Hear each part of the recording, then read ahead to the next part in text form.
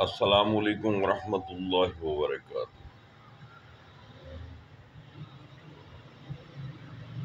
میں نے جب سے یہ لوگوں کے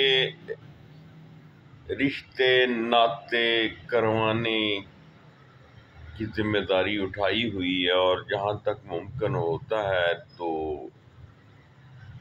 میں ایک دوسرے کے نمبر ایک دے دیتا ہوں، بشرط یہ کہ ان کا رہن سہن، ملن ملان اور ان کا جو اسٹیٹس ہے اس کو مد نظر رکھتے ہوئے۔ تو زیادہ تر لوگوں کے آپس میں یعنی کہ رہن سہن نہیں ملتا، تو میں ان کو ایک دوسرے سے نہ واقف کرواتا ہوں، نہ کسی کو مل آتا ہوں۔ آج سوچ سوچ کے میں اس نتیجے پہ پہنچا کہ یہ لوگوں نے ہم نے جو یہ اسٹیٹس بنا رکھا ہے، یہ اسٹیٹس ہے کیا چیز؟ بھئی اگر آپ یعنی کہ متوسط طبقے کے ہیں تو اپنے آپ کو آپ غربا سے اعلیٰ سمجھتے ہیں، حالانکہ غربا میں نماز روزے کی بڑی پابندی پائی جاتی ہے، اور وہ دین اصل میں ملتا ہی غریبوں کے ہاں سے ہے۔ اور جوں کوئی آدمی اس کو جب دولت ملتی ہے، اللہ تعالیٰ اس کو نعمتوں سے نوازتے ہیں، تو وہ تو آہستہ آہستہ اللہ سے دور ہوتا جاتا ہے۔ میں 20 ایسے دوستوں کو جانتا ہوں، ایسے دوستوں کو جانتا ہوں، ایسے لوگوں کو جانتا ہوں جو گورنمنٹ ملازم ہیں، مسلمان ہیں، لیکن رشوت نہیں چھوڑتے۔ پھر جہاں تک بھی ان سے ہوتا ہے، وہ جو ان کے پاس کسٹمر آ جاتا ہے ان کے قابو میں، وہ چاہتے ہیں کہ اس کو نچوڑ لیا جائے۔ تو یہ کیسی مسلمانی ہے؟ اگر آپ لوگوں سے فراڈ کر کے، لوگوں کو دھوکہ دے کر، اور لوگوں سے ناجائز پیسے نکلوا کر، اور رشوت کے بل بوتے پر آپ بڑی بڑی زمینیں بھی خرید لیتے ہیں، محل بھی بنا لیتے ہیں، اور آپ کا رہن سہن ٹھاٹ باٹ بھی چڑھ جاتے ہیں، تو پھر آپ کی جو توقع ہے نا، یہ ہوتی ہیں کہ ہمارا بیٹا جو ہے نا، وہ بھی ہمارے ہی معیار کے لوگوں پہ اس کی شادی ہو، یا بیٹی ہے تو اس کی بھی ہم سے اچھے خاندان میں، یعنی کھاتے پیتے گھرانے میں شادی ہو۔ لیکن یہ کوئی کرائٹیریا نہیں ہے۔ ہمیں تو یہ دیکھنا ہے کہ ہمارے نبی صلی اللہ علیہ وآلہ وسلم کی تعلیمات کیا ہے، ہمارے اللہ کا حکم کیا ہے۔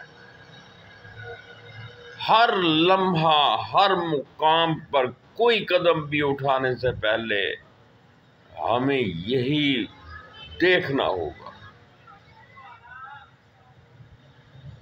اور اس کے بعد ہمیں فیصلہ کرنا چاہیے کہ آیا ایک کھاتے پیتے گھرانے کی بیٹی ہے، لیکن وہ نمازی نہیں ہے، پرہیزگار نہیں ہے، ان میں خدا خوفی نہیں ہے، تو ایسی دولت پہ لعنت بھیجو جو انسان کو جہنم میں لے جائے،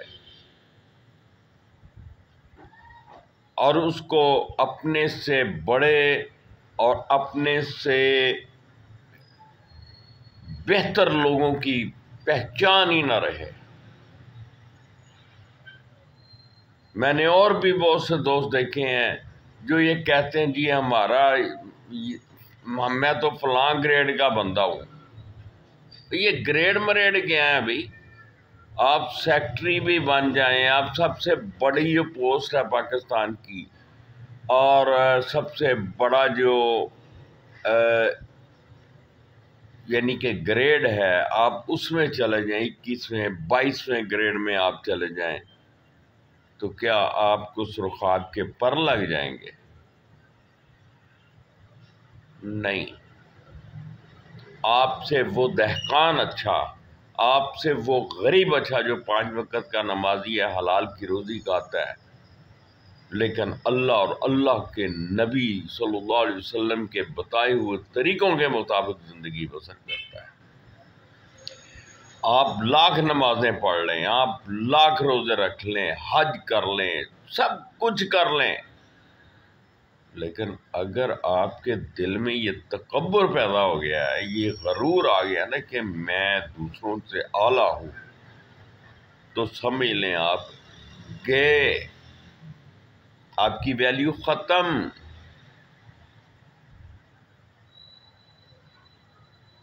کبھی بھی اپنے آپ کو دوسروں سے اعلیٰ اور برتر نہیں سمجھنا چاہیے، یہ تکبر کی علامت ہے، اور اللہ کو یہ تکبر قطعاً پسند نہیں۔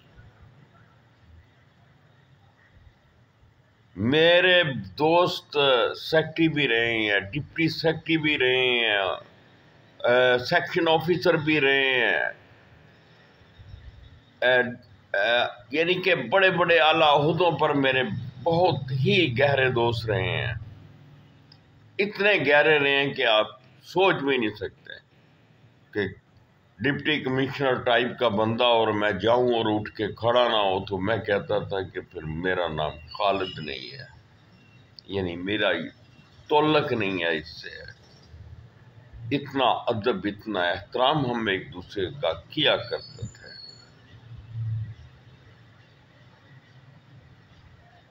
مجھے یاد ہے گجرات میں وہ تھے انکم ٹیکس آفیسر،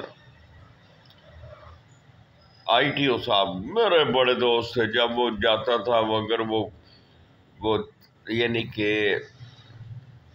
دفتر میں میٹنگ پہ بیٹھے ہوئے ہیں اور ان کو پتہ چل گیا یا انہوں نے روکا ہوتا تھا کہ میٹنگ کے دوران کوئی اندر نہیں آئے، لیکن میں واحد تھا جو اندر چلا جاتا تھا،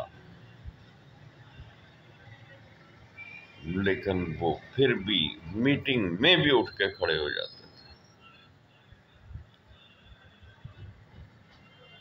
اسی طرح میں اور بہت سے دوست ہیں۔ میرے ایک دوست ہوا کرتے تھے، اللہ ان کو سلامت رکھے اگر وہ زندہ ہیں، اور اگر وہ پردہ کر چکے ہیں تو اللہ ان کو جوار رحمت میں جگہ دے، حافظ محمد یوسف صاحب۔ وہ بھی انہی دنوں گجرات میں مجسٹریٹ ہوا کرتے تھے، اشتعمال والے، بعد میں وہ اسسٹنٹ کمشنر بھی بنے۔ اے ڈی سی جی اقبال چغتائی صاحب تھے جو اس دنیا سے رخصت ہو چکے، بلکہ ان کے 2 بچے بھی جو ہے لاپتہ ہیں، اور ایک بچہ فوت ہو گیا، اور 4تھا بچہ ان کا علاقہ چھوڑ گیا۔ للہ پنڈ دادن خان کے رہنے والے تھے۔ جناب ملک منظور حسین صاحب تھے، اسپیشل جج اینٹی کرپشن تھے، میرے انتہائی دوست تھے، گہرے دوست تھے۔ میرے اکثر فیصل آباد جب آتے تھے، ادھر ان کی کوٹ لگتی تھی تو میرے گھر سے آ کے کھانا کھاتے تھے۔ ایک یہاں سے جا رہے تھے، وہ پنڈی بھی ان کی عدالت لگتی تھی، اور پیجن ہاؤس کے سامنے کونے والا ان کا بنگلہ ہوا کرتا تھا۔ گجر خان کے نزدیک ان کا حادثہ ہوا اور اللہ کو پیارے ہو گئے۔ ان کا ایک بیٹا پیدائشی معذور تھا، اس کا نام عمران تھا۔ اللہ کے بندو، آپ کس سٹیٹس کی بات کرتے ہیں؟ کیا آپ کے پاس ہے؟ کچھ بھی نہیں ہے۔ اپنی اصلیت پر غور کرو کہ جب پیدا ہوئے تو تمہاری کیا حالت تھی۔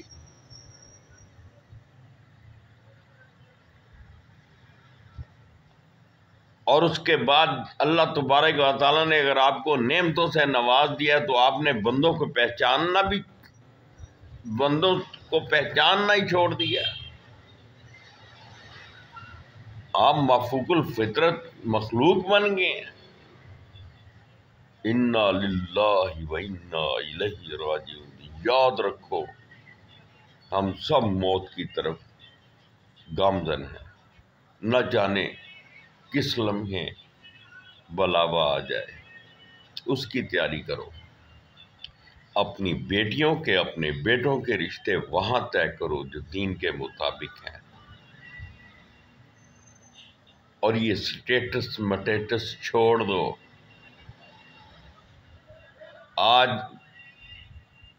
آپ کا پیشاب بند کر دیا جائے اللہ کی طرف سے، آپ کا پخانہ روک دیا جائے، آپ کا ہاضمہ خراب ہو جائے، آپ کی نیندیں اڑ جائیں، آپ سٹیٹس لے کے بیٹھے ہیں۔ میرے اللہ کے سامنے صرف وہی معزز ہے، وہی معتبر ہے، وہی قابل عزت ہے، اور وہی کامیاب ہے جو متقی ہے۔ آؤ کوشش کریں متقی بننے کی۔ اللہ مجھے اور آپ کو اپنی جو امان پناہ میں رکھے، اور ہمیں حق سچ کو سمجھنے کی توفیق عطا فرمائے، علم و عمل کی توفیق عطا فرمائے، اور ہم سے جو گناہ غلطیاں جانے انجانے میں سرزد ہوتی ہیں اور ہوئی ہیں، اللہ ان کو معاف فرمائے۔ اپنا خیال رکھیے گا، دعاؤں میں یاد رکھیے گا۔ بہت بہت شکریہ۔ السلام علیکم۔